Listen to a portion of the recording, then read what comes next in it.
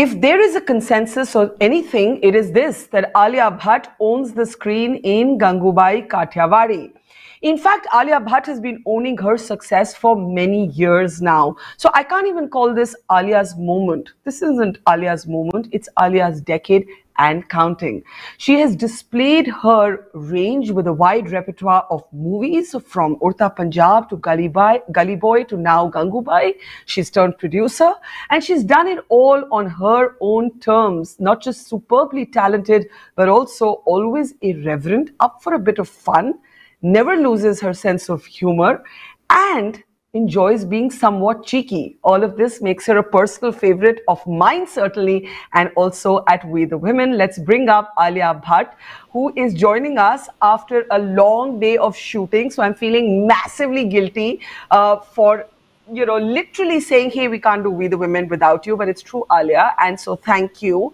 And I have to start by asking you, are you having a bit of an aha moment? Like, it's just success upon success upon success upon success. I mean, how does that even feel? I'm not having a bit of like a aha moment. I'm having a bit of a aha moment. Because it's just a relief when a film does well, firstly, and a bigger relief when a film that you've given so much of yourself to does well, and an even bigger relief when you're coming off a pandemic. There's like this certain like a sort of like a strange sort of pessimistic attitude with regards to Hindi cinema in particular. I was getting that a lot in my interviews. That, what do you think about Hindi cinema? It's been a rough time. I said, but guys, it's been a rough 2 years. You know, we've literally been sitting at home, and the theaters have been shut, and that's the way to gauge whether our films and our cinema is working, right? The theaters, people coming back to the theaters. So I think there's like a lot of relief, right? That's what I'm feeling from various ends. And I get that sense even when people who are not associated with the film are talking to me. I can sense that everyone is happy because at the end of the day, we're happy as an industry right now. That, okay, even though we've been through another wave and now that it's opened up, the capacity has increased. Yeah, we're 100% in most of the largest territories. There's a belief that's come back, and that belief has come back for cinema. So there's no better feeling. Yeah, but when you say it's an aha moment, it sounds like you were nervous, and I've never known you to be nervous. I kind of conceal it well because I have this sort of understanding, which is like, listen, you've done your best, so hope for the best, expect the worst. Sort of like a real easy attitude about like, हाँ जो भी होना है होगा. Like, you can't control it. What you can control is what you do when you're making the film. But I think I was a little bit just, I would not say nervous. I would just say a bit like, I was a bit like eager for it to just all go well. Let's put it that way. And if it had not, God forbid, I would have learned from that and I would have moved on. But the eagerness of it all working in the film's favor and in cinema's favor and Hindi cinema's favor, that's something that I was really like excited about. But where did a sort of Juhu Bandra girl channel a kind of inner energy about playing a sex worker, a mafia don, that grit and grime? And yes, of course, it makes you a splendid actor, but everybody has different approaches to this. A lot of people believe in method acting. Some people research, they'll go and talk and spend hours talking to those who've lived similar lives. I know you did none of that. So, where did you channel this character from? I have this very it's sort of like a gift, but also sometimes it's not. I'm very like susceptible to other people's energies. So I think that's something that worked in my favor when I was being directed by Sanjay Leela Bansali, who's extremely profound, extremely vocal. He won't tell me what to do, but the intensity which he will speak, he will give me adjectives, he'll give me scenarios, he'll give me a thought process, he'll give me subtext. So I would absorb a lot of that, and I would absorb a lot of him. I put in a lot of him in the film in terms of Gangubai's character, like her sense of humor, her a little bit of impatience here and there, which is all very endearing. But I picked that up from him. And I said this even to him, and I've said this even before, that this film, in my opinion, this character was created through conversation. And it's like you can't categorize what that conversation is, but it's like a lot of conversation which just I was so open to that it hit me directly here and then directly here, and that's how the character just sort of came. And you're absolutely right, I have no idea. Juhu girl, totally protected childhood, but to some level there was a lot of honest conversation in my house throughout. Like, we would call a spade, and my father would never shy from, like, even my mother for that matter would never like protect, like, not use those words that you don't use in the house. Like, there was honest conversations, whether you're talking about a prostitute, whether you're talking about sex, whether you're talking about growing up, whether you're talking about society, whether you're talking about anything. You would talk about it very like it exists in the world. So somewhere my it's not like I was like, oh, don't talk about it, oh, I can't take sensitive information reaching me. I was born for that. Like, I was born in a household where we would talk to honestly about everything. You know how we were there last time also, even with my Yeah, sister, speaking about yeah. her life with depression. That leads to a lot of honest conversation, which is like, listen, the world's a tough place, life is hard, struggle is real, and you have to find your bits of joy in it. Yeah, how can I forget that it was at We the Women when you and Shaheen came together. There's an image from that edition of We the Women, and what really I still remember about that is how openly you were able to cry on stage for her, for this, this kindred spirit whom you have loved. And what is extraordinary about you, Alia, is very much like I think your father. You pretty much wear your emotions on your sleeve. Yeah, and that sometimes that works totally against me, because it's like, if I'm bored, like, it'll just show on my face. If I'm disinterested and I've checked out, it'll show on my face. So in a way, like, I really project what I'm thinking.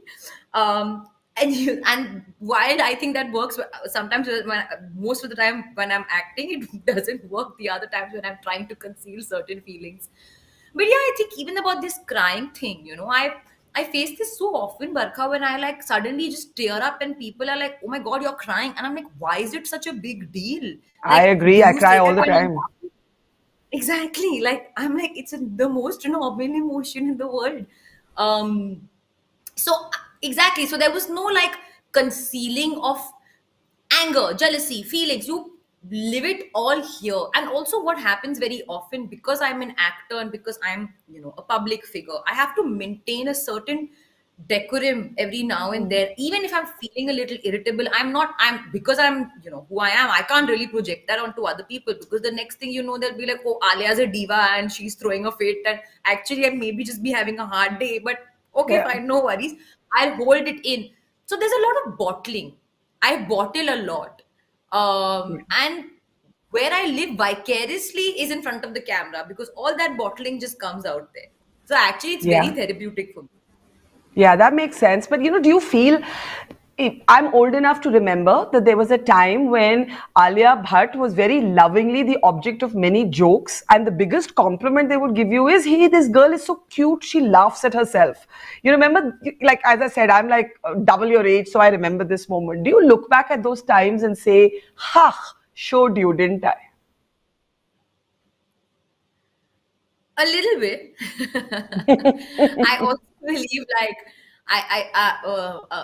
I mean, it's only hard to, like, to a certain section who believe that intelligence comes from book intelligence, like, or it's it's. I feel that happens very often, even when you're growing up in school. Like, if you haven't memorized the paragraph front and back, and you don't know what this plus that equals to this, like, oh, means you're not intelligent. Like, maybe I have a different kind of intelligence. Maybe I have an emotional intelligence. Maybe I have a certain people intelligence. It's so different. Intelligence differs from person to person in terms of what field they're in. So yeah, there was a part of me where like, oh my god, like you can't just give somebody a stupid tag because they don't know. First thing, it's not like I didn't Yeah. know it. I'm not going to talk about. I can't defend myself following it. No, But I'm I'm saying just that asking it. you, do you feel like pretty, like vindicated now in so many ways?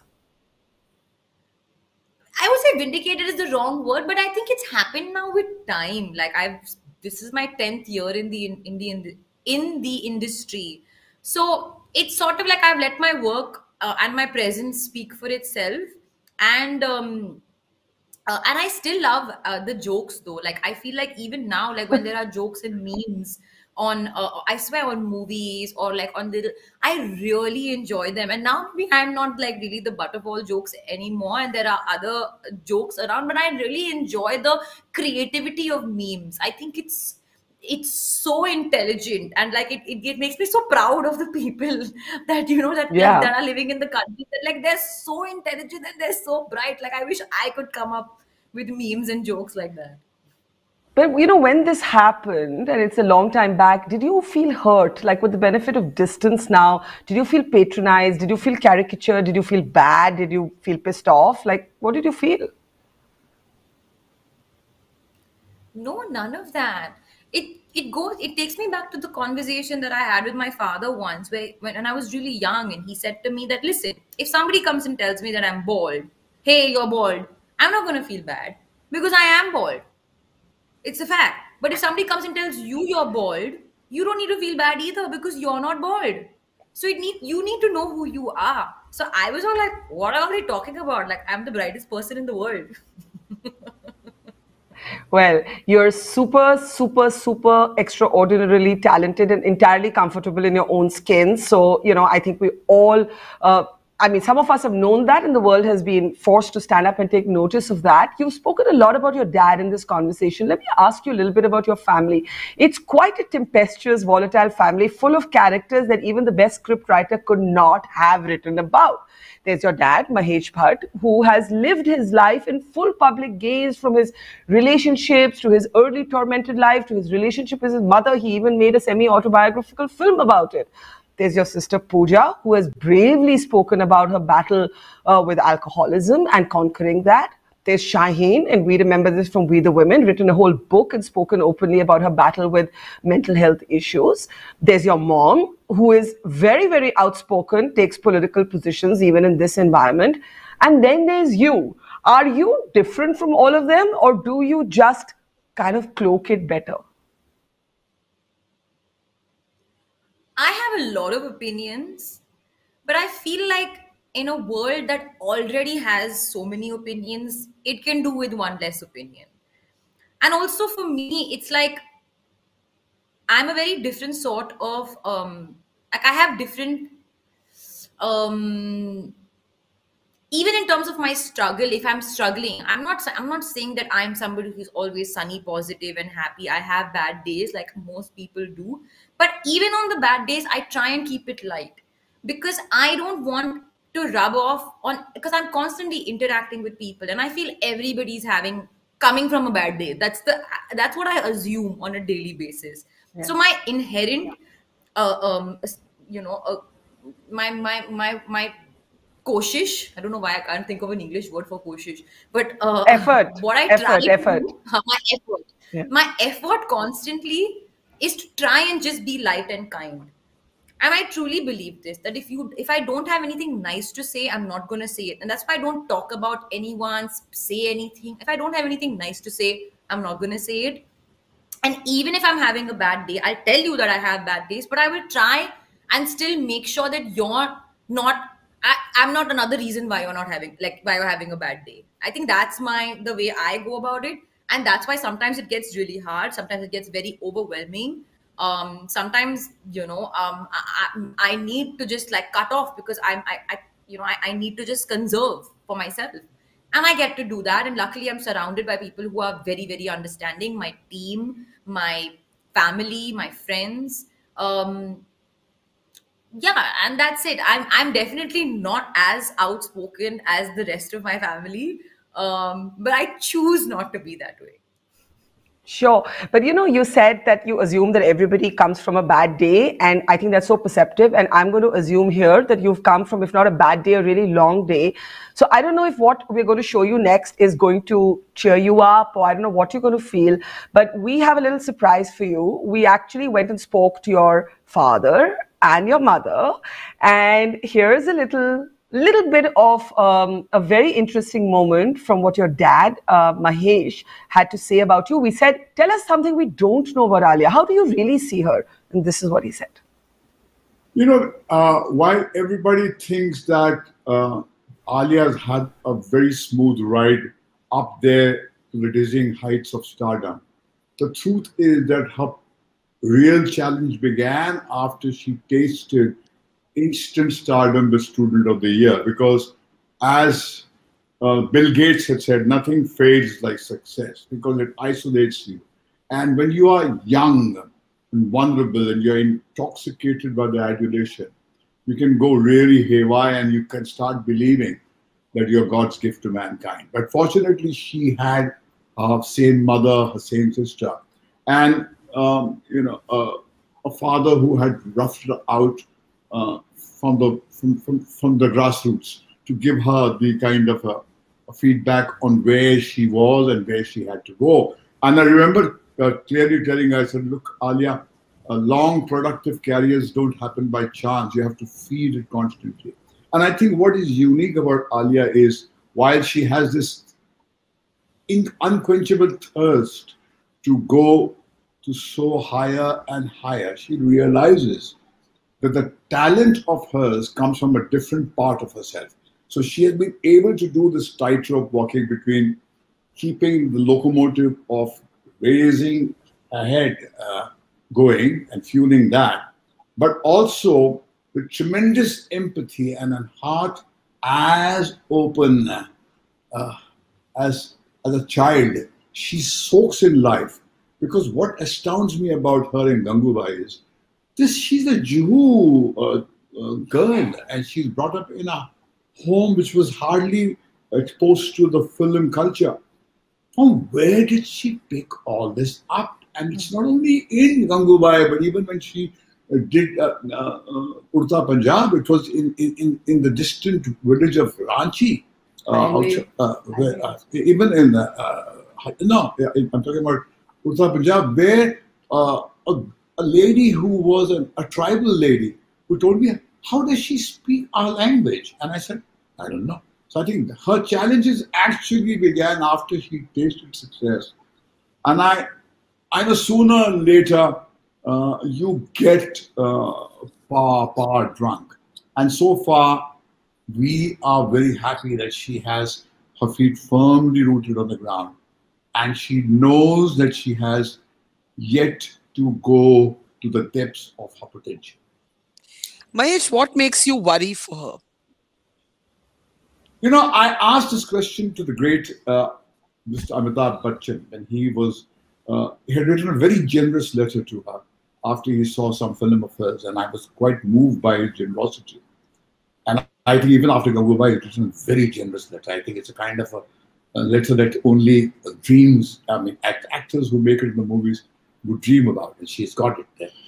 I asked him this same question. I said, I'm worried about how that she was 26 then, she's now 28. This sooner or later we all peak and we burn out. And don't you think that she too cannot escape that inevitable crossroad where she'll burn out? He says, no. I don't think so. Because I said, why? Why should she be an exception? He said, because I think she doesn't know how she does it. She doesn't know yet from where she does it. She is a natural, and let her be an enigma. Let her be a mystery. And I think that's what me and Ranbir often say, that when she's very close to all of us, but she is a bit of an enigma. She's E.T. who has come to us. And the side of her which will remain a mystery. And I think it's from there that she draws her inexhaustible energy. She has the physical energy and the moral audacity. It's a strange combination.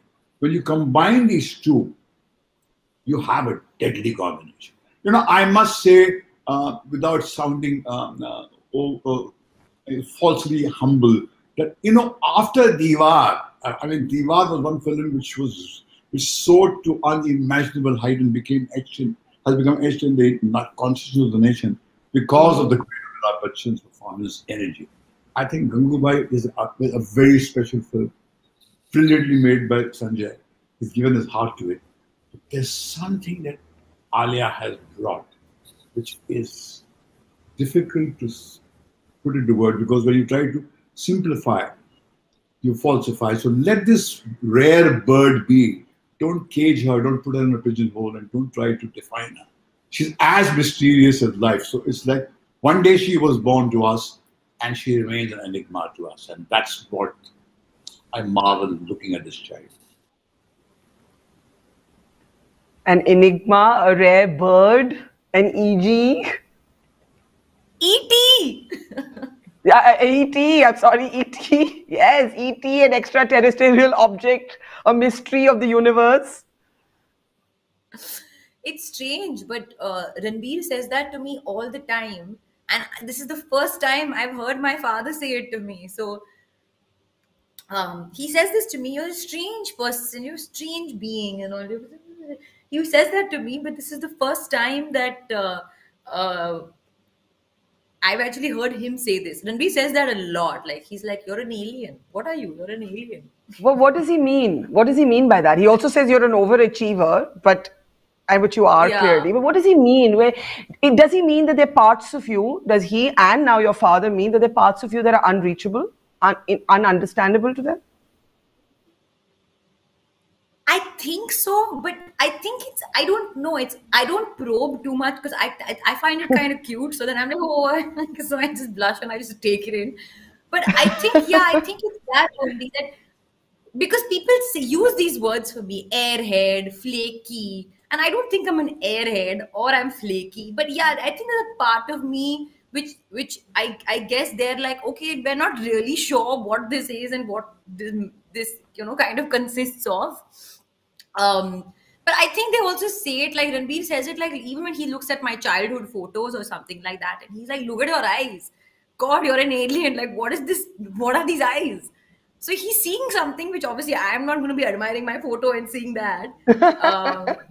Strangely, my father and him bond on this. Yeah, but there's a serious question in there apart from you being an ET and an alien and an enigma. The question is about his concern that one day all of this would go to your head, you'd become power drunk, and then you'd become, that's the phrase he used, and that he thinks you're really grounded. But let me ask you, and I know, because I know you'll give an honest answer. Do you find that you've changed? Do you find all of this has changed you, notwithstanding the effort of your parents and your family to keep you real and grounded? It's changed me for the better, I feel. I think as he said it, they don't understand the value of the people in my life. The people in my life don't understand the value of keeping me grounded. Like, they're so honest with me, and like my father would always say this, like, never be the first member of your own fan club. And genuinely, the people in my life, they're not my fans. You know what I mean? That can happen. Sometimes what happens is when you become really successful, you want to surround yourself by yes men. I have conditioned myself also looking at the people around me to not surround myself by yes men. And these are people who, even someone like Karan, my father's like that. Someone like Karan, he is so, look at him. He's been in the industry for so many years. He's so successful. He does everything. But still, he will take advice from someone who is so much more, junior than him, who is probably an intern, who's ADing or something like that. He will take from them and give them that respect and that value. Even somebody like an Ayan will probe, push you to tell him what's not working. He doesn't want to know what's working. He wants to know what's not working. Similarly with Ranbir, I can see the way he responds to criticism. It's like he almost enjoys it. So I'm not someone who is like, oh, only tell me what's working, or only tell me that I'm great. And I mean, it's all a collaborative effort. And I know that what I'm playing is a part. It's not who I am. Who I am is, you know, is completely different from what I am on screen. So I never believe in that. I do believe that, and I've always believed as a young girl, even when I was in the third standard, when I remember for the first time I was elected as foyer monitor.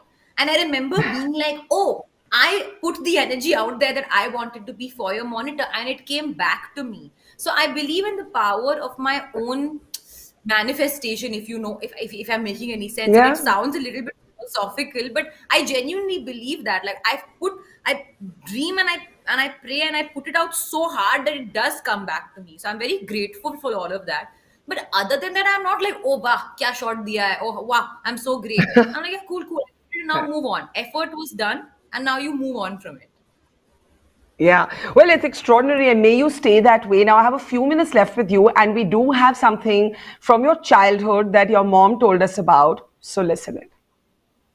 Honestly, Alia is one person who just doesn't.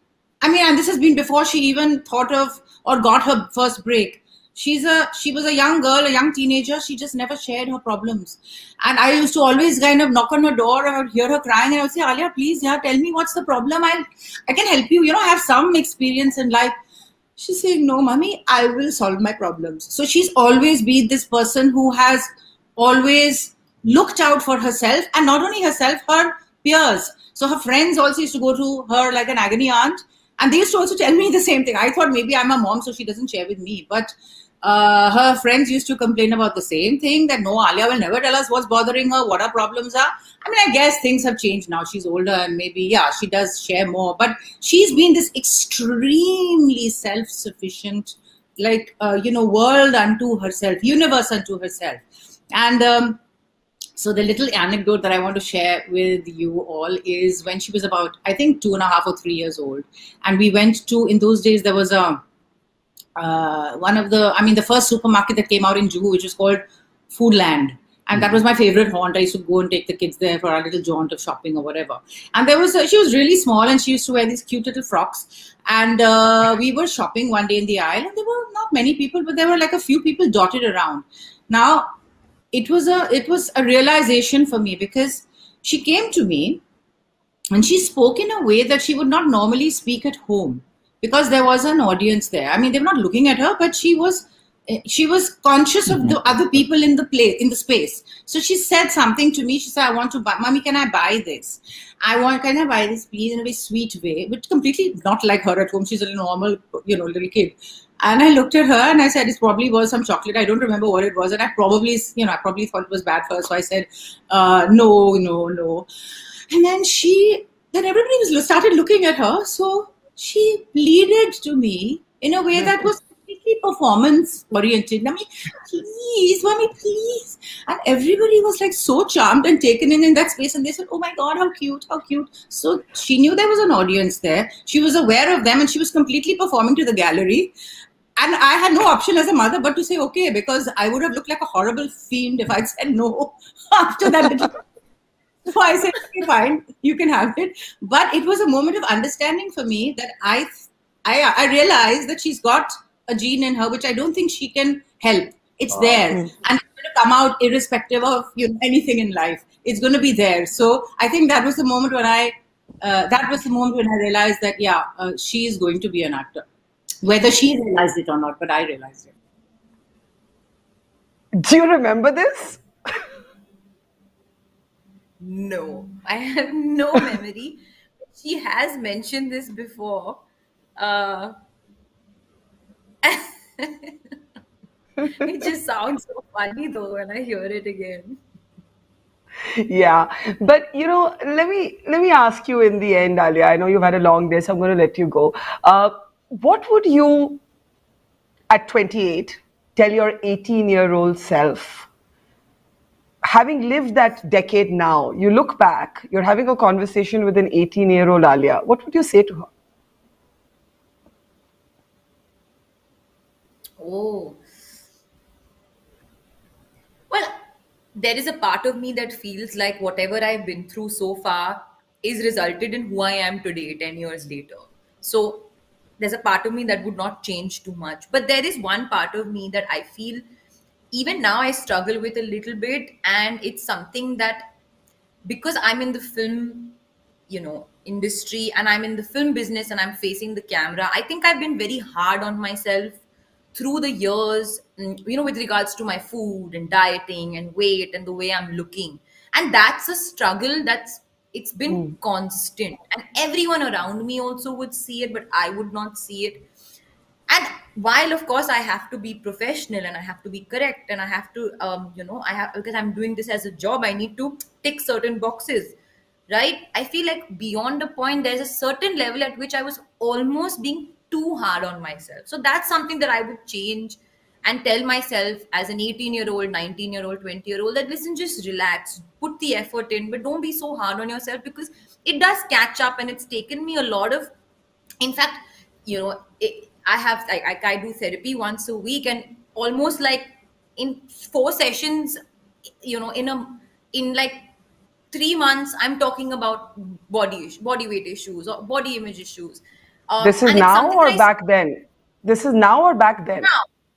now. I mean, back then, though, I didn't do any therapy and all. I didn't even talk about it. I would just like deal with it, but people around me would talk about it.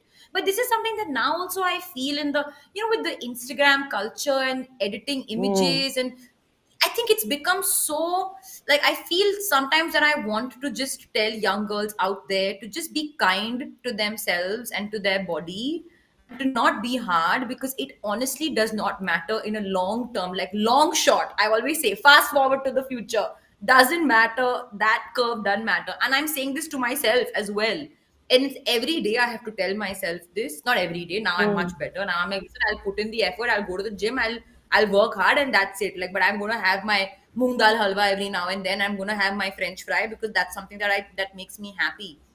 But I think that's one thing that I would tell myself, because I know it has had an effect over the years. It's been a bit of a struggle. But you're actually saying that Alia Bhatt has self-image issues, body issues. I mean, can you think of what the rest of us are feeling like? And on a more serious note, Alia, how did you deal with it? Like, what did you feel when you had these issues? Why did you feel like therapy would help? See, when I started therapy, I started it as a hygiene thing. Like, listen, I take care of my body, I go to the gym, I need to take care of my mind as well. And it's something that I started amidst the when we were in lockdown, because everybody was going through a hard time, and I thought that maybe this is a good time to start it. But what I discovered through those sessions, I started as a generic thing, but through those sessions I realized that I have so many issues when it comes to, and I always knew that I was a bit anal when it came to my weight and thing and all of that, because I'm facing the camera and you're constantly pressurizing yourself. That if people around me would kind of point it out to me, and I would be like, oh, you don't know what you're talking about. And that was not like that. I feel in retrospect was like, okay, listen to the people around you. If they're telling you that you're going a bit, over with your discipline, or with your obsession with your weight and the scale and the way you're looking, listen to them. Like, they think about you in a good way. They have your best interest in mind. So listen to them. And how I dealt with it, I will be very honest, Barkha, it is sometimes I would just like, not lie to myself, but tell myself that, okay, no, it's all fine, you just have to do this because you have to look good, so you have to do this. So I would convince myself that this is something that I have to do. But then I realized with time that I don't have to do it. I have to tell myself that, listen, you put in the effort, you make sure you eat healthy, you don't starve, you eat healthy, you eat nutritious food, you give yourself the right energy, you eat as per your body weight. And with slowly with more experience, I got in the right kind of team also, that is monitoring my food in a nice way, like making sure I'm eating also, not starving myself. My coach, who's constantly telling me, Surab, that, listen, people ask me how to look like you, and you are here complaining about some fat on this arm and something over here. But that's normal, because I'm constantly seeing myself in the public eye. So obviously I'm going to look at the way my body is looking. Even though I'm not actually someone, as an actor, I'm not looking at the monitor, I don't want to see the way I'm looking. But when I see an image, I look at that. But I've realized with time that I can't be so hard on myself. And it's something that actually I've never spoken about this, but I've realized with time in terms of like, it can go on and on and on. And the Yeah. fact that I'm talking about it today means I've reached a much better place with it. And that I'm like, okay, listen, it's okay. Like, just stop it. It's just food. It's not the end of the world. But sometimes it feels like Yeah. the end of the world. You know, and I, because I was a little chubby girl now growing up. I grew up on only eating food, and I love my food. So people look at me like, Alia's not a foodie, and I'm like, I am a real foodie. You don't even know, but I really hold back. I have a lot of willpower. But I don't. I'm rambling now. But I guess what I want to say is that it's important to, of course, be healthy and nutritious and work out and go to the gym and, you know, and play a sport and swim and let go of those endorphins, because at the end of the day, that's what it's about, like being healthy and keeping your lung capacity good and your this, but not micromanaging every little thing to the T, where if you want to eat a fry, eat a fry. Eat more than one fry. But you know what? Thank you for sharing this. You are extraordinarily honest and without any guile and filters. And that's why you are a favorite of mine and of We the Women. And yes, please be kind to yourself and keep shining. I mean, I think, as your dad said, there's so much more ahead. So thank you for sharing that, and good luck and lots of love. And thank you, Alia. Take care. Thank you so much.